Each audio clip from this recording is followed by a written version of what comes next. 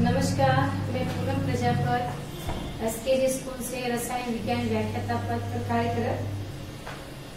जैसा कि online classes अभी चली रही है, तो उसी के क्रम में आगे बढ़ते हुए अपन आज 12वीं क्लास रसायन विज्ञान के जो पहला चैप्टर पढ़ रहे थे आप, सॉलिड स्टेट, उसी का ही आगे का पार्ट अपन लेंगे।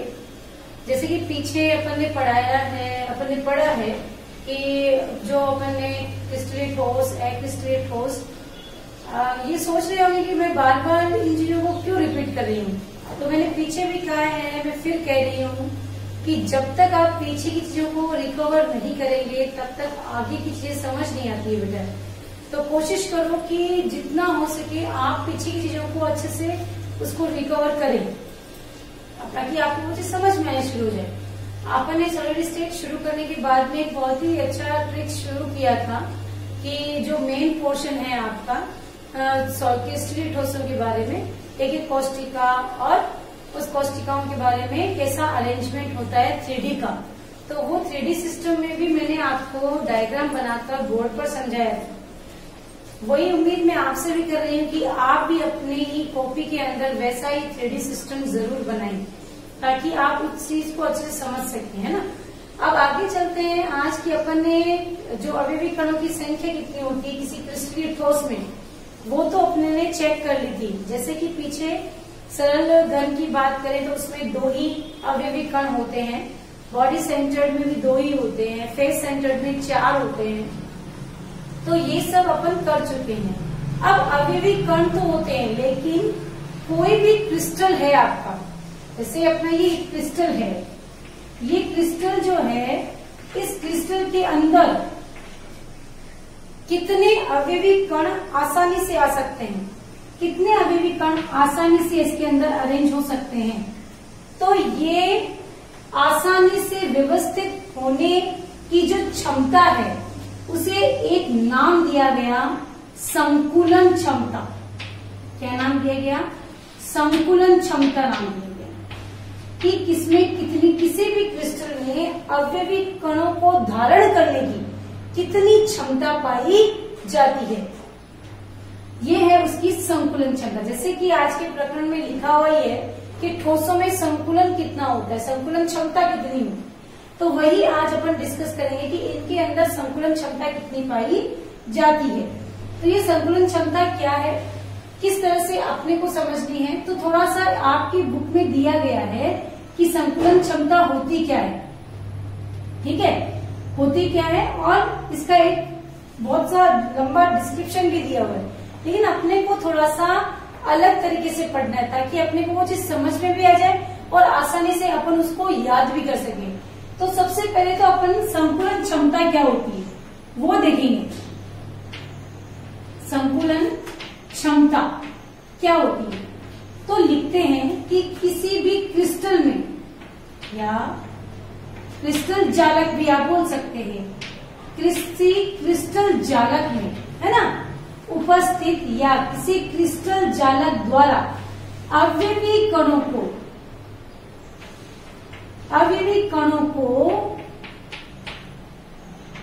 धारण करने की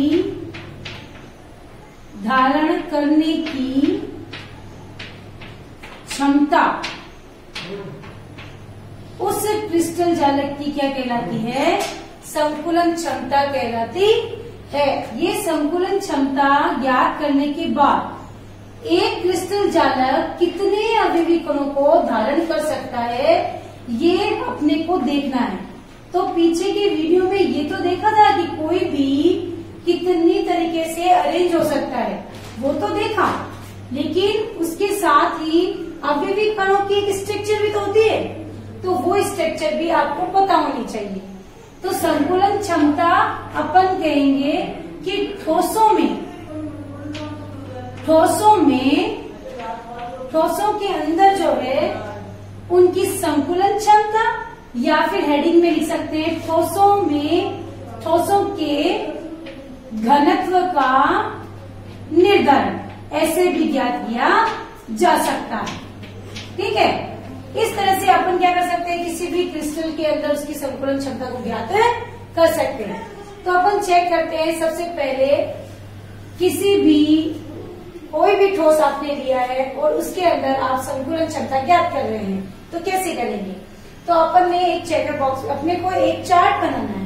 उस चार्ट से आपको प्रॉपरली समझ आ जाएगा कि कितनी संकुलन क्षमता, अर्थात कोई भी क्रिस्टल कितने अवयवी कणों को धारण कर सकता है। धारण तो कर लिया, ये भी चलो मालूम चल गया, लेकिन साथ में ये भी तो पता चले कि एक अवयवी कण जो है वो किस तरीके से अरेंज होता है, यानी व्यवस्थित होता है।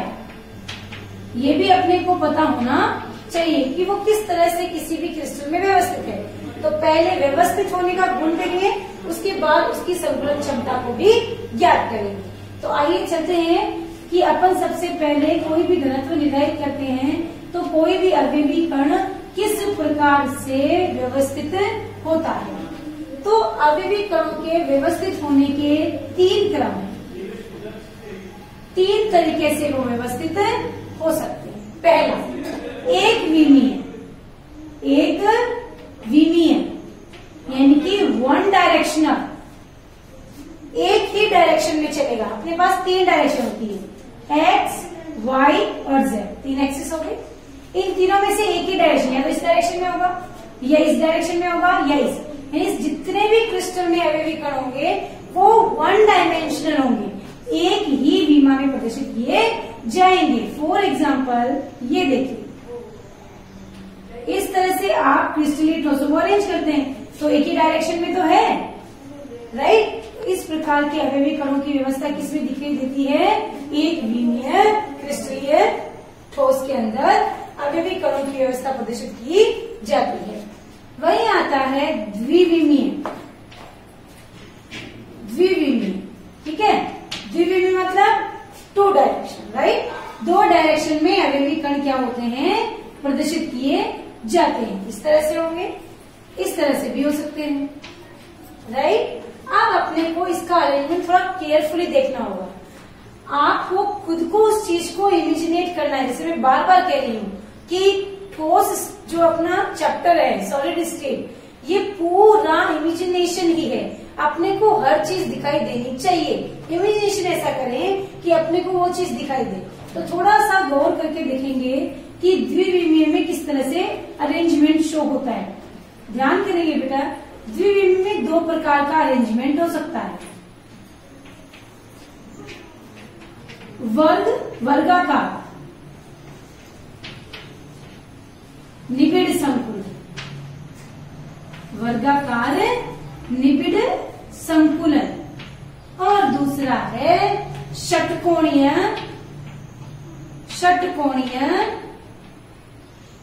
निबिड़ संकुलन, राइट। वर्गाकार निबिड़ संकुलन, षटकोणीय निबिड़ संकुलन किसमें है? ये द्विविमीय में। ध्यान से समझेंगे। अब वर्गाकार होता है तो कैसे अरेंज होते हैं, और षटकोणीय होते हैं तो कैसे अरेंज होते हैं। आराम से मैं आपको बिल्कुल केयरफुली बना के दिखाऊंगी। आप कॉम्पेन लेके ही बैठे होंगे, मैं ऐसी उम्मीद कर रही हूँ। तो आप भी मेरे साथ साथ वही चीज बनाएंगे, ठीक है। तो आइए अपन बनाते हैं। सबसे पहले बनाएंगे द्विविमीय का, कि किस तरह से वो अरेंज होता है। आइए ये चलते हैं। सबसे पहले वर्गाकार निबिड़ संकुलन। वर्गाकार में हमेशा ध्यान करें क्या, कि जो अपने पास 2 परतें भी, 2 डायमेंशनल है ना, तो 2 परतें चलेंगी। जो 2 परतें हैं आपकी, वो दोनों परतें जो हैं वो अलग तरीके से अरेंज हैं। किस तरह से हैं? देखो, अपने को इन दोनों परतों को 2 तरीके से अरेंज करना है।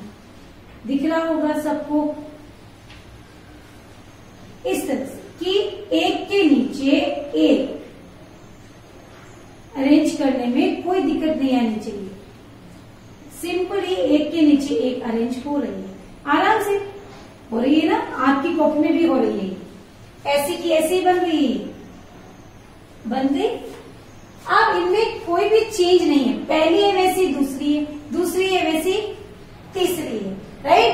तो ये परतें सिमिलर दिखाई दे रही है, बिल्कुल।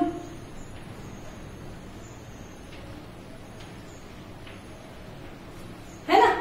अब इनको अपन देखेंगे तो इनको अपन कोई भी 4 एलिमेंट, देखो 1, 2, 3 और 4, एक वर्ग बन गया, दिख रहा होगा ना। ये वर्गाकार है, यानी कि परतों का जो अरेंजमेंट है वो एक तो होगा, एक के नीचे एक, एकदम सिमिलर, नो चेंज। तो उस समय तो बनता है वर्ग, स्क्वायर बनता हुआ नजर आ रहा है ना। और इसके बीच में जो एक क्रिस्टल, जो एक अवयवी कण है, वो कितने चारों से स्पर्श कर रहा है, अर्थात ये क्या है, इसकी एक कोई भी अवयवी कण। थोड़ा सा टॉपिक को थोड़ा सा बदलती हूँ, एक परिभाषा बीच में दे देती हूँ क्योंकि जरूरी है यहाँ पर याद करना। एक नाम आता है समन्वय संख्या, समन्वय संख्या या उप सहसंयोजक संख्या। क्या होती है, कोई भी अवयवी कण अन्य जितने अवयवी कणों से घिरा होता है वो उसकी समन्वय संख्या कहलाती है। एक अवयवी कण अन्य जितने अवयवी कणों से घिरा हुआ होता है वो उसकी समन्वय संख्या। तो एक अवयवी कण कितने से घिरा है बेटा, 4 से।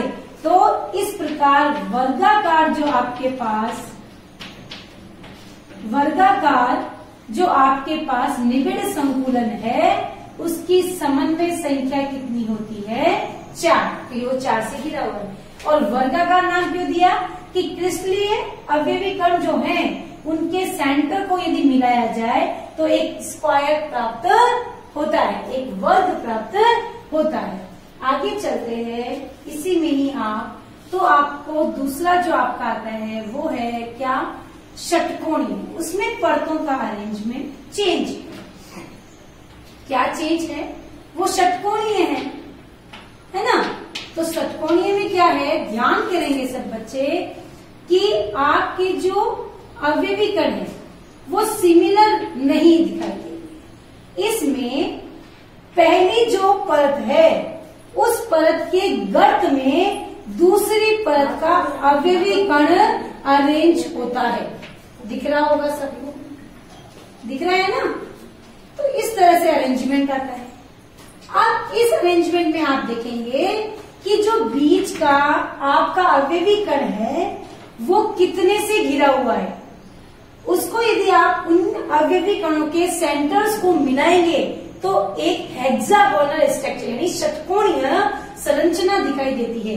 जैसे ये रहा इसका सेंटर, ये इसका सेंटर, ये इसका सेंटर, ये इसका सेंटर, ये इसका, और ये देखो मिलाएंगे, दिख रहा है एक हेक्सागोनल बेंजीन लाइक बन गया होगा ना। ये सब जाना पहचाना स्ट्रक्चर है, अपने सबको समझ में। तो ये स्ट्रक्चर क्या है, षटकोणीय, इसलिए नाम दिया। द्विविमीय में परतों का जो अरेंजमेंट होता है उसके आधार पर एक तो वर्ग बनता है, एक षटकोण बनता है। तो षटकोणीय नजर आ रहा है आपको। इस तरह की संरचना जब बनती है तो परतें क्या होती है, पहली परत के गर्त में दूसरी परत का अवयवी कण यदि रख दिया जाता है तो वहां पर कौन सी स्ट्रक्चर बन जाती है, षटकोणीय संरचना प्राप्त हो जाती है। वहीं पहली परत के ठीक नीचे दूसरी परत को रखा जाता है तो वर्गाकार संरचना का निर्माण होता है। 2 चीजें मैंने क्लियर कर दी। पहला एक ही डायरेक्शन में होगा, द्विविमीय 2 डायरेक्शन में होंगे। तो ये दोनों चीजें समझ में आ जाती है। ये आप ऐसा का ऐसा ही पूरा चार्ट बनाएंगे। जैसे मैं आपको रफली बताऊं तो एक विमीय का बन गया, इसमें तो आपको डायरेक्टली इस तरह से बना के दिखाना है। उसके बाद में इसके अंदर यदि आप समन्वय संख्या को देखें तो एक जो अवयवी कण है वो 2 से घिरा हुआ है, तो इसे अपन बोलेंगे कितनी समन्वय संख्या, 2। वहीं दूसरा आप इस तरह से डालेंगे, द्विविमीय लिखेंगे और द्विविमीय में 2 पोर्शन लगाएंगे, वर्गाकार निबिड़ संकुलन, षटकोणीय निबिड़ संकुलन, और उसके अंदर ऐसी स्ट्रक्चर बनाएंगे और ये वर्ग दिखाएंगे और ये षटकोण बनता हुआ नजर आएगा। समझ में आ गया होगा। अब आगे चलते हैं, थोड़ा सा ध्यान करते हैं कि अपन त्रिविमीय में इस स्ट्रक्चर को कैसे पढ़ेंगे। त्रिविमीय में थोड़ा सा 3D नाम से ही स्पष्ट हो जाता है। बार बार मैं वैसे कह भी रही हूँ आपको कि 3D की जब भी बात करें तो खुद को अवॉइड कर लेना चाहिए कि हम लोगों को इसको देखना है, इमेजिनेट करना है कि ये किस तरह से बनते हैं। तो अपने पास भी जो अपन 3D में बात करेंगे उसमें भी 2 पोर्शन चलते हैं। 3D के अंदर अपन देख रहे हैं कि अपनी जो परतें होती है वो क्या होती है, उसी तरीके से जैसे षटकोणीय है और वर्गाकार है वैसे यहाँ बनेगी। एक तो पहले क्या बनेगी, वर्गाकार द्विविमीय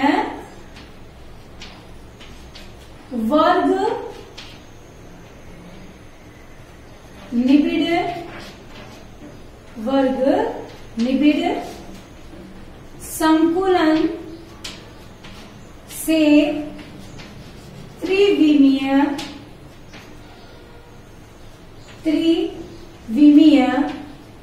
निबिड़ संकुलन, यानी कि 2D से 3D बनाना है।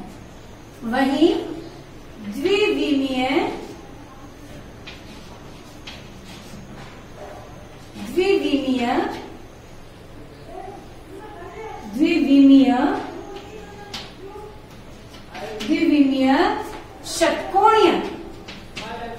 षटकोणीय निबिड़ संकुलन से त्रिविमीय निबिड़ संकुलन। आगे की बात समझ में, 2D से 3D पर वर्ग से बनाना, 2D से 3D पर षटकोणीय से बनाना है। तो आपको बात समझ में आ गई होगी कि वर्ग वाले स्ट्रक्चर से अपन 3D बनाएंगे तो कैसे बनाएंगे।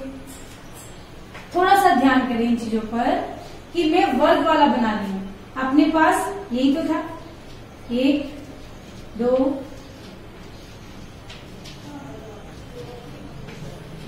आपने वर्ग में ऐसे स्ट्रक्चर बनाया था ना, भूलना नहीं है, साथ में याद होना चाहिए ये चीज। यही बनाया था ना। अब इसमें अपने को तीसरी परत को भी अरेंज करना है, तो तीसरी परत इसके पीछे तो रखी जाएगी। ये तो एक के ऊपर एक आ गया, अब इसके पीछे रखो, तो पीछे रखेंगे तो देखो जैसे गेंद आप अरेंज करते हैं, एक गेंद रखी, दूसरी तीसरी इस तरह से रखी, 1 2 3 आपने सामने से रखी ना, वैसे ही इस डायरेक्शन में आ गई। अब ऐसे भी रखो, अब ऐसे नीचे भी रखो, तो अपन ने ऐसे नीचे रख दी, इस तरफ रख दी।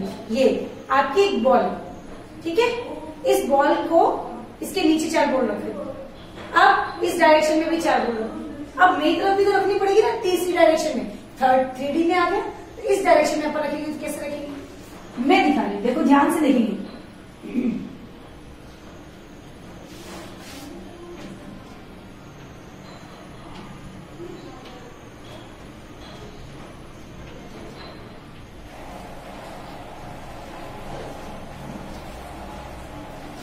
दिख रहा। अब आप इसको देखेंगे ना तो यूं दिखेगा दूर से देखने पर कि ये इसके पीछे बिल्कुल रखी हुई, बिल्कुल पीछे दिखाई दे रही, 3D में बिल्कुल सेंटर दिखेगी कि इस तरह से ये पीछे जा रही है। समझ में आ गया। अब अपने को इसका अपन 3D में चेक करें ना, इसमें इस तरह से देखने पर अपने को क्या होता है, ये वर्ग नजर आता है, बिल्कुल सिमिलर दिखाई देता है। अब इसके अंदर आपको वर्ग बनाना है, तो वर्ग कैसे बनेगा, ये अपने पास वर्ग यदि आप बनाएंगे तो इस तरह से दिखाई, वर्ग जहां आप बनाया था ना वैसे यहां पर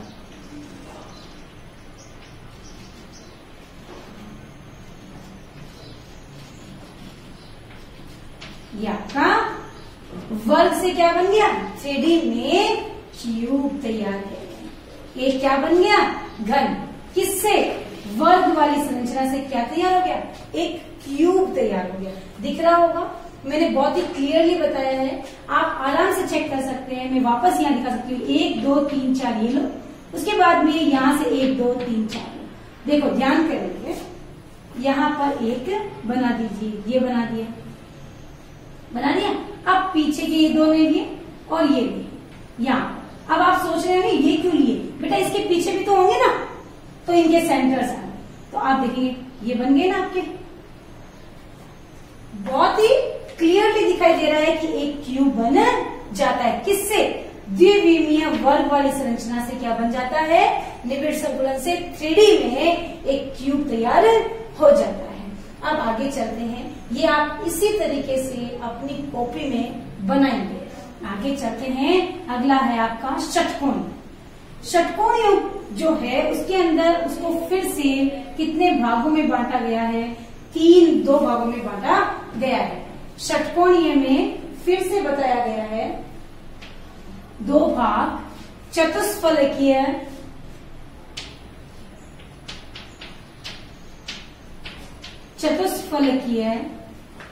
और अष्टफलकीय। चतुष्फलकीय रिक्तिका, ठीक है, अष्टफलकीय रिक्तिका। आगे बात समझिए। चतुष्फलकीय रिक्तिका प्राप्त होती है, पर इससे पहले चतुष्फलकीय छिद्र जो हैं उनको कवर करना है, यानी कि उनको क्या करना है? चतुष्फलकीय छिद्र को बंद करने वाला अवयवी कण। अष्टफलकीय रिक्तिका को बंद करने वाला अवयवी कण। पहले वो स्ट्रक्चर देखनी है जिसमें चतुष्फलकीय रिक्तिका क्या हो रही है या छिद्र क्या हो रहे हैं? बंद। फिर उस छिद्र के अंदर से अपन को क्या दिखेगी? एक चतुष्फलकीय रिक्तिका नजर आएगी। तो सबसे पहले चतुष्फलकीय रिक्तिका जो बंद हो रही है उसके अवयवी कण को कैसे अरेंज किया गया है वो चेक करेंगे। फिर अष्टफलकीय को चेक करेंगे, उसके बाद में अपन उस रिक्तिका को चेक करेंगे। यानी यहाँ से आने से पहले स्ट्रक्चर किसकी देखनी है? चतुष्फलकीय छिद्र या रिक्तिका में उपस्थित अवयवी कणों को देखना है। तो आइए देखते हैं कि सबसे पहले अपन चतुष्फलकीय छिद्र कैसे अरेंज होते हैं। पहले तो दिमाग में ये क्लियर होना चाहिए कि अपन ये किसके अंदर पढ़ रहे हैं, किसमें पढ़ रहे हैं? षटकोणीय। षटकोणीय में आप जानते हैं कि अवयवी कणों का अरेंजमेंट कैसा होगा? इस तरह। सब ध्यान से देखिए किस तरह का अरेंजमेंट है। ये पहली परत के गर्त में दूसरी परत, ऐसा ही तो अरेंजमेंट है। पहली परत के गर्त में दूसरी परत, 2 परतें तो गई, अरेंज हो गई। अब तीसरी परत को कैसे अरेंज करें कि चतुष्फलकीय बन जाए, और तीसरी परत को कैसे अरेंज करें कि अष्टफलकीय रिक्तिका भी बन जाए। तो ध्यान से सुनेंगे और बोर्ड पर ध्यान भी देंगे कि जो अपने पास ये परतें बनी है, पहली परत और दूसरी परत बनी हुई है ना, अब इसमें तीसरी परत को ऐसे रखें कि वो वही गोले को कवर कर रही है जो पहली परत कर रही है ना। तो अपन देखेंगे कि अपन इसको ऐसे लिख देते, इसे अरेंज कर देते हैं।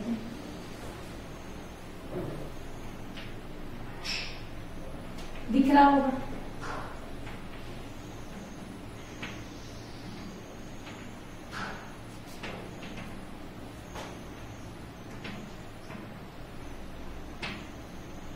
ऐसे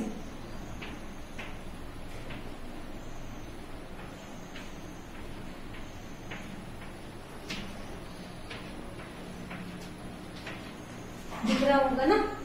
ध्यान से चेक करेंगे। ये गोला और ये गोला, 3 गोले हैं ना। तीनों गोलों के ऊपर भी एक गोला रखा गया है ना, ये वाला रखा गया ना। यानी 3 के ऊपर 4, चौथा, और ये चौथा ऐसे है कि तीनों को टच कर रहा है। तो इस प्रकार ये क्या कर रहा है? ये अवयवी कण एक चतुष्फलकीय छिद्र को कवर कर रहा है। इस गोले को सेंटर को चेक करें तो ये रिक्तिका क्या कहलाएगी? चतुष्फलकीय रिक्तिका। बिल्कुल बनाएंगे ध्यान से, ऐसे की ऐसे दिखाई दे रही। अगर आपको ऐसे दिखाई नहीं दे रही है तो मैं इसको इंडिविजुअली बना के दिखा देती हूँ। एक गोला, दूसरा, ये तीसरा, और इसके ऊपर ये चौथी बन गई। ये जो छिद्र दिखाई दे रहा है, इस छिद्र को तो बोलेंगे चतुष्फलकीय छिद्र, और इस एलिमेंट को बोलेंगे चतुष्फलकीय छिद्र को घेरने वाला या कवर करने वाला अवयवी कण, जो उसको ब्लॉक कर देता है, छुपा देता है। इस प्रकार की एक क्या बोलते हैं छिद्र को, चतुष्फलकीय छिद्र या रिक्तिका कहा जाता है। अब वही दूसरी तरफ चलते हैं, थोड़ा सा ध्यान करेंगे कि ये किस तरह अरेंज है। 1 2 3 दिख रही होगी। वहीं ये गोले भी चेक करो, 1 2 और 3 दिख रहा है ना बेटा। इसमें तो क्या था कि तीसरी परत वैसे ही अरेंज हो रही थी जैसे पहली परत है, क्योंकि उसके ऊपर जो जा रही है पहली परत के जैसे तो चल रही है, वही गर्त को कवर करती है। लेकिन अब जो चल रही है वो डबल चल रही है। देखो 1 2 3 के साथ में 1 2 3 दे रहा है ना। तो इस प्रकार की जो रिक्तिका बनेगी उसमें 3 कण नीचे, उसके ठीक ऊपर तीसरी परत दिखाई देगी। यानी दूसरी परत के ऊपर ठीक जो तीसरी परत बन रही है वो बिल्कुल अलग तरह की है, ना कि पहली परत की जैसी है। तो इस प्रकार चेंज आ गया। अगर 2 परतों में तीसरी परत जब आप अरेंज करते हैं तो पहली परत के जैसी तीसरी परत है, इसका मतलब तो क्या है, वो चतुष्फलकी। अगर पहली परत के जैसी तीसरी परत नहीं है, बिल्कुल अलग है, तो वो कौन सा है आपका अष्टफलकीय रिक्तिका। तो अष्टफलकीय रिक्तिका देखो कैसे दिखाई दे रही है। 1 2 ये 3, इसके ऊपर देखो 1 2 और ये तीसरा। मैंने बहुत डार्क किया है, आपको आराम से दिखेगा कि 3 जो नीचे है उसके ऊपर भी 3 रखे गए हैं, यानी ये परत पहली परत के जैसी नहीं है। अब इस प्रकार की जो परत बन रही है वो परत अलग है और ये होगी आपकी अष्टफलकी। आगे बात समझ में, ये अष्टफलकी रिक्तिका कहलाती है। अष्टफलकी रिक्तिका कहलाती है। कहलाई ये है आपकी अष्टफलकी। अष्टफलकी कैसे बनती है वो भी चेक कर लीजिए। 1 2 ये 3 बन गई, इसके ऊपर 1 2 और ये 3, तो बिल्कुल अलग है ना।